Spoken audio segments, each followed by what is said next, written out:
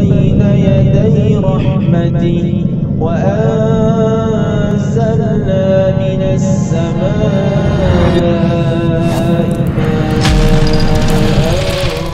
طهورا. Bismillahirrahmanirrahim. Alhamdulillahirrabbilalamin. Wabihi nasta'inuhu ala umurid dunya waddin. Wa sallallahu ala nabiyyina Muhammadin wa ala alihi wa sahbihi ajma'in.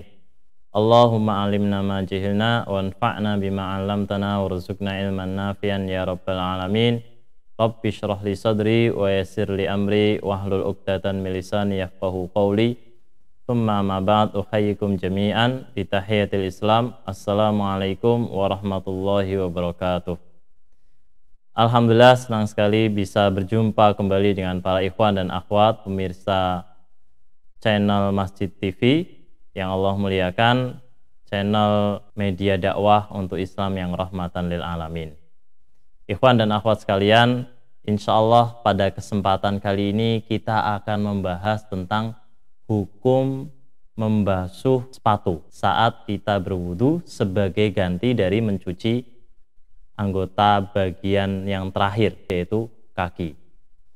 Apakah membasuh sepatu itu bisa menggantikan mencuci kaki? Boleh, ataukah ia tidak boleh, ataukah dalam keadaan tertentu dia dibolehkan dan dalam keadaan yang lain tidak dibolehkan? Nah, insya Allah kita akan membahas lebih dalam. Tapi para ikhwan sekalian, saya ingin menjelaskan sebelum saya lebih jauh menjelaskan tentang perbedaan pandangan para ulama itu, saya ingin menjelaskan tentang apa itu sepatu yang dalam hadis itu disebut dengan kata al-khuf. Al-khuf.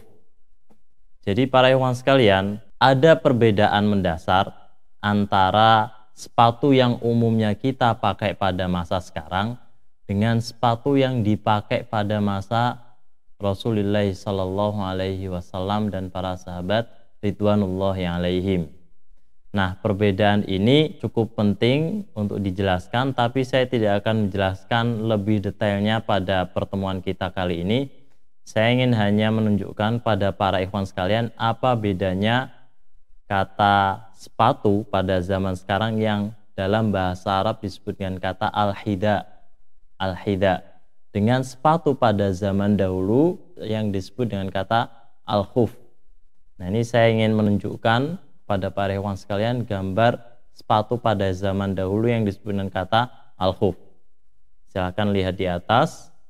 Nah, kemudian ini adalah gambar al-hida atau sepatu di zaman sekarang. Nah, para ikhwan dan akhwat sekalian, hadis-hadis yang menjelaskan tentang hukum membasuh sesuatu yang menyelimuti bagian kaki itu atau yang disebut dengan khuf, ya, itu hadis-hadisnya menyebut dengan kata al-khuf. Jadi tidak ada hadis yang menyebutkan dengan kata al-hida sepatu, melainkan dengan kata al-khuf. Padahal kalau kita lihat ada perbedaan cukup mendasar antara al-khuf dengan al-hida. Nah, taruhlah secara umum, sekarang kita akan membahas dulu secara umum apa hukum membasuh sesuatu yang menyelimuti bagian kaki, apakah itu hida seperti yang umumnya pada zaman sekarang dipakai oleh orang-orang, atau apakah itu al-khuf, ya, seperti yang dulu dipakai di zaman Rasulullah SAW. Para ulama berbeda pendapat tentang hal ini. Nah, para ikhwan sekalian, ada 3 pandangan secara umum tentang hukum membasuh khuf, ya, hukum membasuh khuf atau hukum membasuh sesuatu yang menyelimuti kaki tadi. Pandangan yang pertama menyebutkan bahwa hukum membasuh khuf itu hukumnya boleh secara mutlak. Artinya tidak melihat satu kondisi atau tidak membedakan antara satu kondisi dengan kondisi yang lainnya. Kemudian pandangan yang kedua mengatakan bahwa boleh mengusap sepatu atau khuf sebagai ganti dari mencuci kaki saat berwudu dengan syarat apabila orang tersebut berada dalam keadaan safar atau dalam satu perjalanan jauh. Adapun apabila orang tersebut dalam keadaan mukim, maka tidak boleh baginya untuk mengusap sepatu atau khuf sebagai ganti dari mengusap atau mencuci kaki. Jadi kalau misalkan saya bepergian atau safar, saya yang saat ini berada di Bogor, melakukan perjalanan ke Kalimantan misalkan, maka saat saya ada di Kalimantan, saya disebut sebagai musafir. Nah, dalam keadaan itu, boleh bagi saya untuk tidak mencuci kaki saat wudhu, dan saat itu saya mengenakan khuf atau sepatu dengan mengusap sepatu sebagai ganti dari mencuci kaki. Adapun ketika saya sekarang berada di Bogor, dan saya dalam menggunakan khuf atau sepatu, maka saya tidak boleh mengusap itu sebagai ganti dari mencuci kaki. Jadi dibedakan antara keadaan safar boleh dan keadaan mukim tidak safar tidak boleh. Itu pandangan yang kedua. Pandangan yang ketiga yaitu yang menolak secara mutlak. Secara mutlak, mau dalam keadaan safar tidak boleh, mau dalam keadaan mukim tidak boleh. Tidak boleh mengusap sepatu atau khuf sebagai ganti dari mencuci kaki. Nah, pandangan yang terakhir ini adalah pandangan para ulama dari kalangan Syiah, dan diantaranya ada juga pandangan Daud Adh-Dhahiri. Adapun pandangan yang pertama yang membolehkan itu adalah pandangan mayoritas para ulama. Mereka menganggap boleh. Adapun pandangan yang kedua yang membedakan antara keadaan safar boleh dan keadaan mukim tidak boleh adalah pandangan dari Imam Malik. Para ikhwan dan akhwat sekalian, sekarang kita coba meneliti atau mencari tahu apa yang sebenarnya membedakan atau argumen apa yang menjadi dasar masing-masing pihak. Mereka yang berpandangan bahwa mengusap khuf itu dibolehkan karena ada dalil yang menyebutkan, dalil berupa hadis bahwasanya Rasulullah SAW melakukan hal itu. Seperti pada hadis Jarir, ia mengatakan bahwasanya dia ra'an Nabiyya sallallahu alaihi wasallam yamsahu ala khuffaihi, yaitu mengusap khufnya, kedua khufnya saat berwudu. Nah, hadis Jarir ini termasuk orang yang terakhir memeluk Islam, dan ia mengatakan itu ya saat sudah turun surat Al-Maidah ayat 6 yang berisi tentang perintah untuk berwudu atau sifat-sifat wudu. Nah, menariknya para ikhwan sekalian, nah ini yang kemudian menjadi dasar bagi kelompok yang ketiga yang menolak sama sekali. Dan khilaf ini terjadi di kalangan para sahabat ridwanullahi alaihim, yaitu apakah ayat tentang wudu itu yang berbunyi ya ayyuhalladzina amanu idza qumtum ilas sholati faghsilu wujuhakum wa aydiyakum ilal marafiqi wamsahu biru'usikum wa arjulakum ilal ka'bain, itu menghapus hukum berwudu atau sifat wudu yang terdapat dalam athar atau hadis-hadis Rasulullah sallallahu alaihi wasallam. Jadi ayat tentang wudu itu datang terakhir setelah adanya hadis-hadis yang berisi tentang sifat-sifat wudu, yang diantaranya membasuh kaki atau membasuh khuf, mengusap khuf. Nah, karena ayat ini datang terakhir setelah adanya hadis-hadis yang memperlihatkan bagaimana Rasulullah Shallallahu Alaihi Wasallam mengusap kedua khufnya untuk menggantikan membasuh kaki, maka dianggap bahwasanya ayat tentang wudhu ini menghapus semuanya. Artinya sudah tidak boleh lagi ya hukumnya, karena ini sudah dihapus, hadis-hadis ini sudah tidak boleh lagi mengusap khuf, karena dalam ayat itu jelas Allah Subhanahu wa taala memerintahkan faghsilu wujuhakum wa aydiyakum ilal marafiqi wamsahu biru'usikum wa arjulakum, dan basuhlah dan cucilah kaki-kaki kalian. Artinya mencuci kaki kalian berarti mencuci kaki dalam keadaan tidak menggunakan sepatu. Maka mereka para sahabat yang berpandangan bahwasanya, diantaranya Ibnu Abbas radhiyallahu an berpendapat bahwasanya ayat ini menghapus hadis-hadis, maka ayat ini menjadi dasar bahwa mengusap khuf atau sepatu itu hukumnya tidak boleh, karena hukumnya sudah dihapus oleh ayat perintah mencuci kaki. Nah, kemudian para ulama yang berpendapat bahwa mengusap sepatu itu boleh, berpendapat ayat itu tidak menghapus hadis-hadis itu. Justru ayat itu menegaskan adanya indikasi bahwa boleh mengusap sepatu. Bagaimana indikasi itu bisa terlihat? Para ikhwan sekalian, dulu kita pernah membahas tentang wa arjulikum atau qiraah wa arjulikum.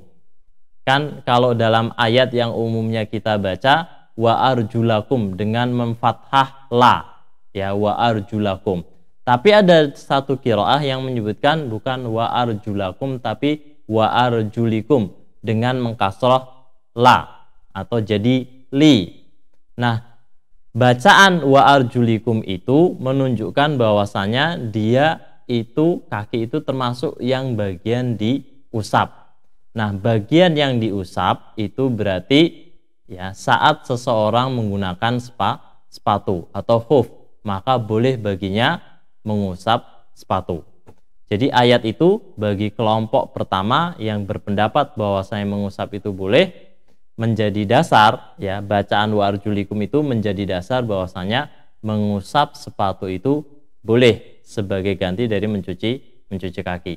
Selain juga mereka berpandangan berdasarkan atau mendasarkan pendapat mereka dari hadis-hadis yang begitu banyak menjelaskan bagaimana Rasulullah SAW mengusap sepatunya. Satu ketika pernah Rasulullah SAW sedang berwudu, kemudian ada salah satu sahabat yang ingin mengusap sepatunya, kemudian Rasulullah SAW melepas sepatunya, kemudian Rasulullah SAW mengatakan da'huma, biarkan sepatuku ini ya tidak perlu dilepas, fa inni adkhaltuhuma thahiratain, karena sesungguhnya aku memasukkan kedua kakiku itu ke dalam sepatu dalam keadaan suci. Ayat itu menunjukkan bahwa Rasulullah SAW mengusap sepatunya, tidak melepas sepatunya saat ingin mencuci atau membasuh kaki. Nah, sekarang pendapat yang kedua yang membedakan antara keadaan safar dengan keadaan mukim, yaitu pendapat Imam Malik rahimahullah. Apa landasannya?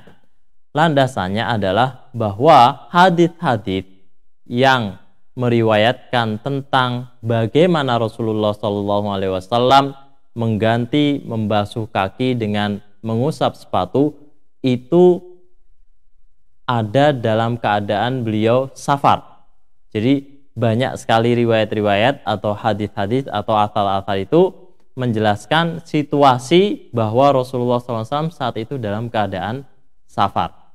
Maka dengan ini ya, Imam Malik menyimpulkan bahwasanya boleh mengusap sepatu apabila seseorang berada dalam keadaan safar, sebagaimana athar-athar atau hadis-hadis yang menjelaskan keadaan Rasulullah SAW mengusap sepatu itu adalah saat beliau sedang safar.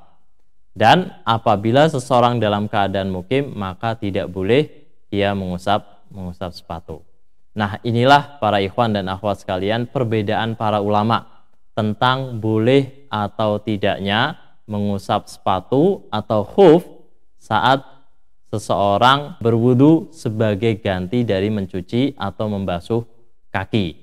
Ada yang berpendapat boleh secara mutlak tanpa melihat keadaan safar atau tidak safar. Ada yang berpendapat boleh apabila dalam keadaan safar dan tidak boleh apabila dalam keadaan mukim. Ada yang berpendapat bahwasanya membasuh sepatu itu tidak boleh sama sekali, mutlak. Nah, saya lebih cenderung pada pendapat yang membolehkan mengusap sepatu sebagai ganti dari mencuci atau membasuh kaki saat kita berwudu, sebagaimana yang menjadi pegangan para mayoritas ulama baik dari kalangan Hanafiyah atau Syafi'iyah ataupun Hanabilah. Hanya saja nanti kita akan sampai pada pembahasan perbedaan makna sepatu dan makna khuf, dan kita akan bahas juga syarat-syarat khuf yang digunakan atau sepatu yang digunakan yang dengannya boleh kita sekedar mengusap saja tanpa melepasnya. Para ikhwan dan akhwat sekalian, pada dasarnya pembahasan atau kasus seperti ini menunjukkan tentang salah satu sifat ajaran Islam, yaitu memudahkan atau at-taisir, memudahkan. Jadi Islam memberikan kemudahan bagi yang menemukan situasi atau bagi yang berada mengalami situasi sulit saat dia menggunakan sepatu. Islam memberikan kemudahan saat ia menggunakan sepatu untuk tidak melepas sepatunya saat ia akan berwudu sebagai ganti dari mencuci kaki atau membasuh kaki. Karena sifat kemudahan yang diberikan oleh Islam ini dan adanya hadits-hadits tentang hal itu, maka seseorang yang dalam keadaan mengenakan sepatu, dia boleh mengusapnya tanpa perlu melepas sepatunya untuk kemudian mencuci kakinya. Jadi Islam adalah agama yang mudah. Dalam keadaan seseorang berwudu, kerepotan untuk memasang dan melepas sepatunya untuk bisa dapat mencuci kakinya, seseorang boleh tanpa harus melepas sepatu, ia cukup mengusap sepatunya sebagai ganti dari membasuh kaki, dan itu sah wudunya. Semoga kita dapat mengambil hikmah dari perbedaan pandangan dari para ulama ini dan menemukan hikmah tentang mengapa Islam memudahkan seseorang mengusap sepatunya sebagai ganti dari membasuh kakinya.